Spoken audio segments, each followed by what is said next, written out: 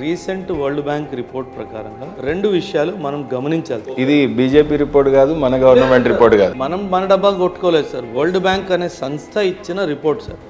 గత 10 సంవత్సరాల్లో భారతదేశంలో 27 కోట్ల మంది పావర్టీ నుంచి బయటకు వచ్చారు. ఇది one of the greatest achievement sir. నిజంగా మీరు అన్నట్టు అందరూ 3 పూటలు తిని పడుకుంటే దట్స్ ట్రూ ఇండిపెండెంట్. నేను అదే చెప్తున్నాను కదా సార్. ఈ నేపథ్యంలో మన కాంపిటీషన్ అసలు లెక్కే లేదు కదా సార్. మనమే కాంపిటీషన్. పాకిస్తాన్లో చాలా మంది ఎక్స్ట్రీమ్ పావర్టీలో వెళ్ళిపోయారు ఈ 10 సంవత్సరాల్లో. ఈ రోజు ఇదే రిపోర్ట్ ప్రకారంగా 44.5 ఆర్ 44.6% పాకిస్తాన్ పాపులేషన్ ఎక్స్ట్రీమ్ పావర్టీలో ఉంది. 44.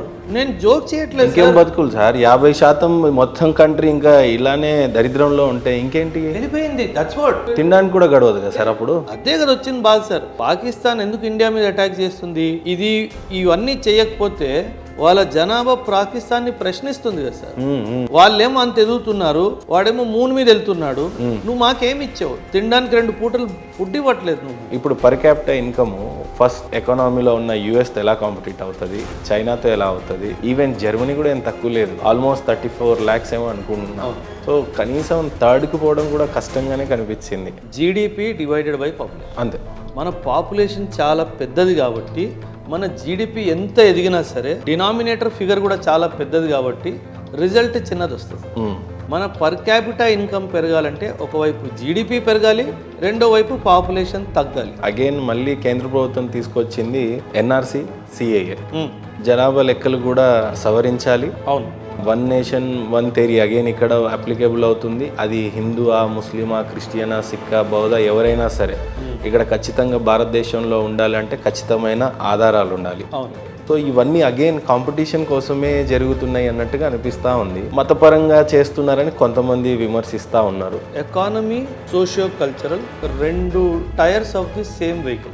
ఎస్. ఒకటి ఎకానమీ, ఒకటి సోషియో కల్చర్. మనం హిస్టారికల్ గా మన దేశాన్ని చూసుకుంటే పాపులేషన్ కంట్రోల్ అన్నది కొన్ని రిలీజియస్ బిలీఫ్ సిస్టమ్స్ లో లేవు. సో దానివల్ల కాకపోతే అది కూడా మారుతుంది సార్. Trust me.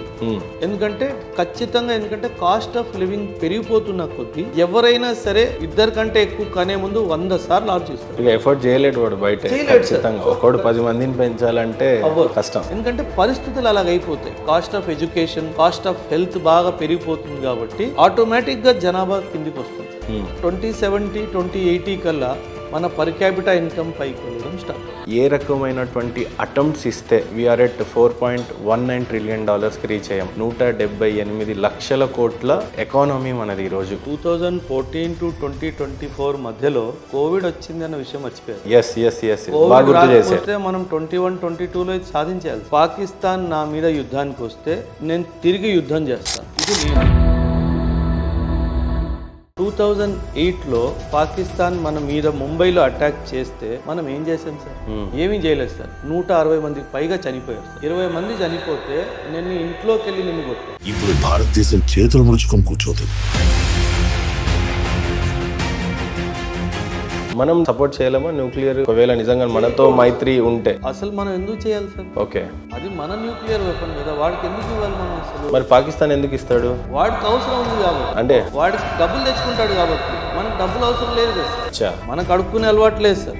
పాకిస్తాన్కు ఉన్నట్టు అడుక్కునే అలవాటు భారతదేశానికి లేదు. ఇండియన్ ఎకానమీ $4.19 trillion ఎదిగినప్పుడు ఖచ్చితంగా భారతదేశంలో ఉన్న పేదరికం కూడా నిర్మూలన జరగాలి అని అంటారు. అవును సార్. 27,000 crores కుటుంబాలు పేదరికం నుంచి బయటికి వచ్చాయి అని అంటున్నారు.